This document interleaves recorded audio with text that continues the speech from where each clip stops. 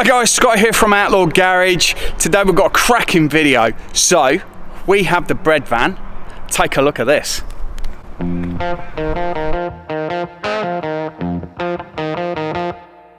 get amped up, I can't get enough. I'm always running like a madman, hitting like I'm Van Damme, breaking down the doors that are shut. I ain't gonna wait, I'm coming at you straight.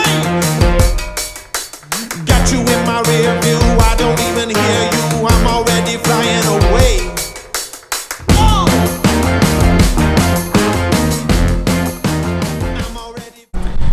So today we're here with a 1954 Beetle van. Let's call it a Breadvan Mark II, or the new and improved, better version of our Breadvan. And I think what we're going to do is take you through some of the details of this car and how it's a little bit different to our Breadvan, and probably some of the things that we'd like to do with our car in the future, because this one does have a few little extras on it which I think are really good design traits that we should probably include in our car. Obviously it's no secret that our Breadvan has had a few problems in its day, but this one here is a gem of a car, so I think we'll get some good tips from this one today. So where we're going to start, I think we'll start with a few exterior items first. The great Aussie sun visor here, that blue with the colour of the car looks fantastic, and what I like as well is the extra covers on the window there in the same blue. I think that really ties in with the car really well. That Aussie sun visor look is really nice. And then of course what we've got is a collection of mirrors on the car. So what we've found and what you've probably heard us moan about on our Breadvan is that the mirrors are absolutely useless. The swan necks here and one here, but around this side, which is a nice cheap kind of alternative to fix things up a little bit, is one clips here on the window, and that makes driving a little bit easier. And then, as you would have seen here, this is a left-hand drive Breadvan, so a little bit different to ours in that. So here we've got Beetle seats, no horrendously placed metal seats, lovely shifter, and then the setup on the inside. So volts, oil temp, oil pressure as well. I have a really nice setup in here. Up the top we've got the netting. The headline is really nice, look at that there. Matches in with the seats, so that looks like it might be a similar material as well. Carpet's done lovely. Everything about this interior is really nice. Look at that in there. Like our Breadvan, this originally, our Breadvan had the Porsche down the side. This one has as well. Not in the bright white, so this is more of a subtle off blue kind of colour. I do like the subtlety of that. And then of course, because this is a 54, this has got semaphores. So here we've got standard Beetle wheels. They look like white walls with the rear wheel slightly larger, rear tyre slightly larger than the front one. They actually look really nice on that. Suit the car with that kind of deluxe trim down the middle there, and then the white walls on the car. That looks really nice. I think it was a good idea on our car. We had the indicators shaved off on the fenders. I do think that makes a lot of difference to the look and style of the car, but that's nice on here. Obviously this one never had the indicators on anyway because it's a semaphore car. So I think what we're going to do now is we're going to take a look at the real big differences on this car compared to ours. Obviously this one's probably not got as much bog in it as our car has got, but we're going to show you some of the structural differences and some of the design layout in the rear, which is a lot different to ours, which I think we will probably do some upgrades on ours in the future, a bit like this one. So you come to the rear of the car, it's got vents up here, but these are for ornamental reasons only, and it doesn't have the, I guess, the bus vents down at the bottom here, so it's more of a sealed engine bay from the side of the car lug, and we'll take you into the engine bay so you can kind of have a look at how that all works, because the engine does still need air, of course. So again, we've got a sunny day here in Melbourne. Hoping you can kind of pick this out okay.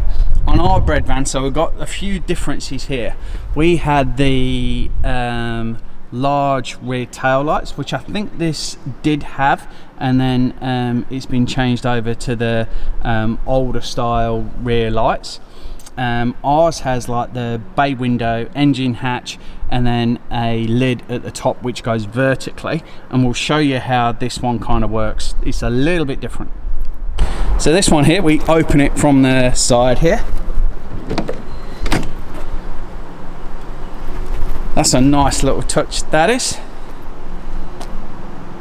So here we go, we're on the inside. You get a slightly better view of the cab, how it would look from the driver's perspective. I think you could probably pick up on the microphone, because it is a van, you do get that, not echo, but it has that, let's call it a cathedral kind of sound, but it's definitely not as echoey as our Breadvan. So that helps with the matting that is on the floor. I think this makes a massive difference to the drumming effect that we used to get in ours.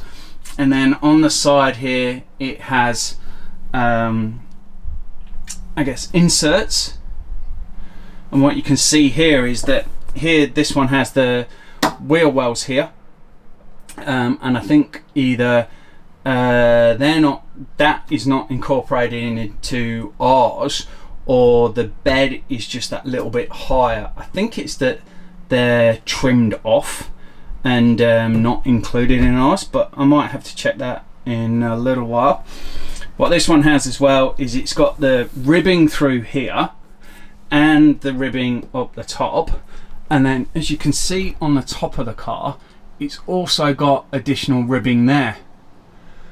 Now that'll be obviously for strength of the car, and those ribs at the roof actually do come down and go through all of the side as well, but that'll give it additional strength. But I figure as well, when you're driving around, you won't get that kind of drumming effect of the car, and definitely it's more structurally sound than our car, so I don't think there'd be a big issue to install now. There's probably a bit of paint to rub off and a bit of bog on ours.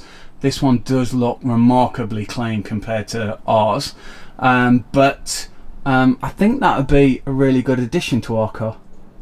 So as with these, they have a Type 3 engine lid, or a bay window engine lid there. So we'll just open up that and take a look at the engine. So here we go, this is a Type 3 industrial engine, 1600, nothing too dissimilar from what we have in our Breadvan. Does look a little bit different with the setup and how clean it is, but nothing too dissimilar from ours. This one does run like a dream, and sounded like it started first time as well, which is unlike the Breadvan, but we'll get that fixed in no time. As we mentioned earlier, it doesn't have any side vents. However, what it's got is a little elephant trunk there, which then goes through and is sealed against the rear of the car. I think we can make that out, hopefully there. So that's all sealed up, and it goes through to some vents behind the number plate. What we have found just wandering around this car today is that everything shuts really well. doors close, rear end closes like sharp. It's really on point. So the lines of the car are fantastic. So we're just sat in the car at the moment. It is a little bit strange being in a left-hand drive car again, and that has been a little bit of time, but it's a nice little setup in here. That blue from the visor as well makes a really nice glow in the car. Shifter again. Plenty of space in the car, it's lovely. We are actually just going to pull it over to the middle of the car park, and just so we can take some shots as well. So just before we forget, in our Breadvan, the actual back area here stops probably at that line where the wheel well is. And it's a little bit hard to show you in here because it is a little bit tight, but probably where that wheel well is, our back stops and it kind of slants down. And then we have our battery there. Now this one's a little bit different, where the back actually comes right up against the back seat there. Again, here we have another lid, so if you roll back the cover, there's another lid. We can lift that up, and then in the back here is where the battery is down here. There's a bit of storage space and a bit of a storage area for you to be able to put bits in, which seems a little bit more secure than the setup that we've got. Now we could probably just extend ours. So we're going to start her up. We're going to park her in the middle of the car park area. Might try and get the drone out, take some shots above with that and all around. Obviously we've got our 356 here, having a bit of an air-cooled day. And for the keen-eyed people, they may have also spotted the lowlight Karmann Ghia as well. Now this used to be our friends in Perth. They imported it from the US, had a load of work done on it. It's got a little 36 horsepower engine, Tina all the way through. Original black car. Wind's picking up a little bit here, but we're going to try and get some shots of this as well. Our 356 and the Breadvan in the background. We've actually just started her up and moved her into the middle of the car park a little bit, and that sound deadening and the structure on the inside of the car makes it so much quieter. Like it has the feeling of our Breadvan, you know, with the small 1600 motor in the back. The feel of the car is exactly the same, probably because it, you know, it's a Beetle. They all probably feel very similar, but it's the feeling is exactly the same, but just that sound is so different. I'm gonna get a few of the cars set up here, take some shots. Now obviously you've got to be able to laugh at yourself when you're doing some of these things, so we couldn't have a Porsche liveried up Breadvan, which could be a repair van, out here without taking some photos of the 356. Now hopefully this is not a reflection of what's going to happen today. There we go, the 356 hopefully pretending to be broken down with the Breadvan. Look at those.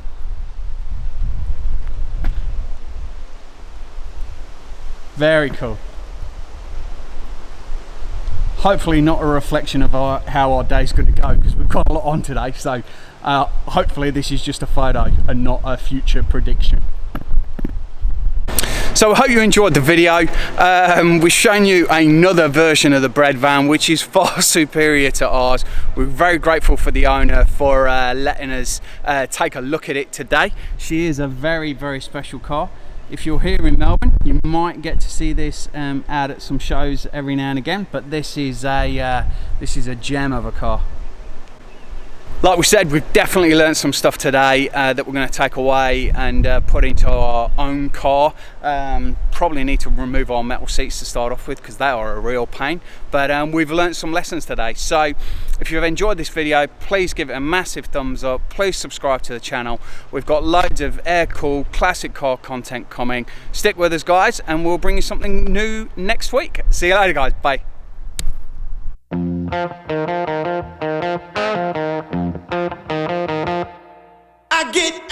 up.